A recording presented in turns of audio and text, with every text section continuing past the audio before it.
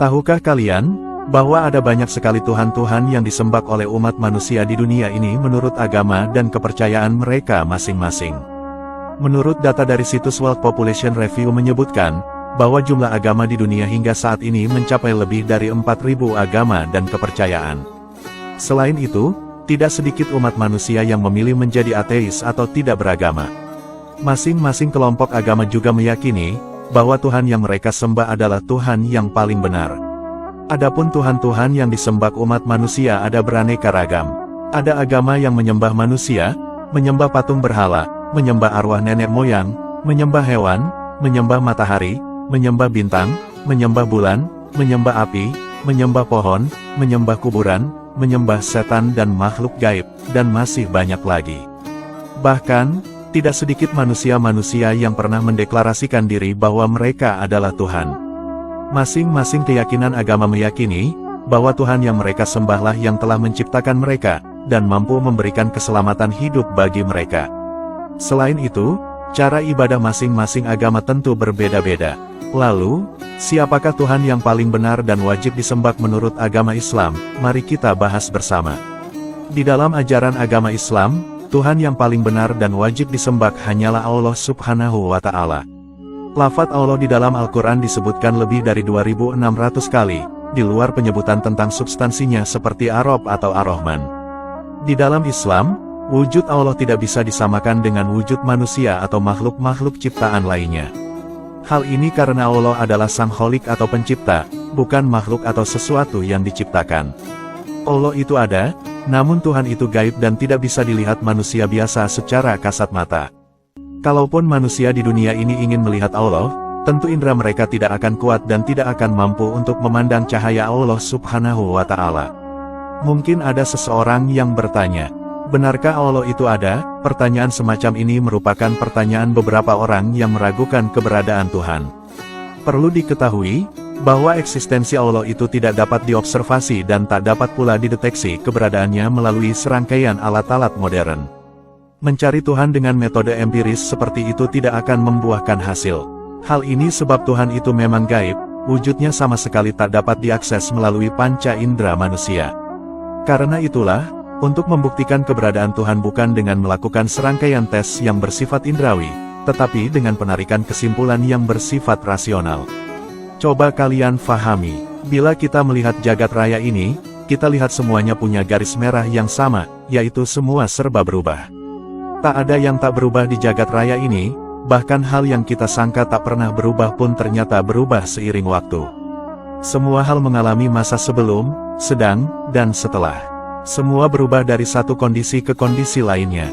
Bila demikian, maka dengan pasti kita tahu bahwa segala yang ada di jagat raya ini punya permulaan. Seperti halnya kita tak tahu kapan tetangga kita dilahirkan, akan tetapi kita tahu pasti bahwa dia punya tanggal lahir. Kita juga tak tahu dengan pasti kapan planet ini dan segala isinya diciptakan, tapi kita tahu dengan pasti bahwa ia ada awal mulanya. Demikian juga dengan seluruh bintang, planet, galaksi, atau apapun namanya, bagaimanapun bentuknya, kita tahu dengan pasti bahwa semuanya berawal dari sebuah titik yang mengubahnya dari kondisi tidak ada menjadi ada.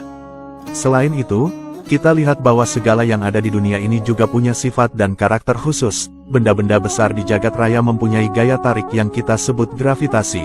Api mempunyai karakter membakar, es mempunyai karakter dingin, batu mempunyai karakter keras dengan bentuk tertentu, gelombang punya karakter merambat dan menembus, air punya karakter cair, dan begitu juga pohon, udara, dan segala makhluk hidup punya karakternya masing-masing.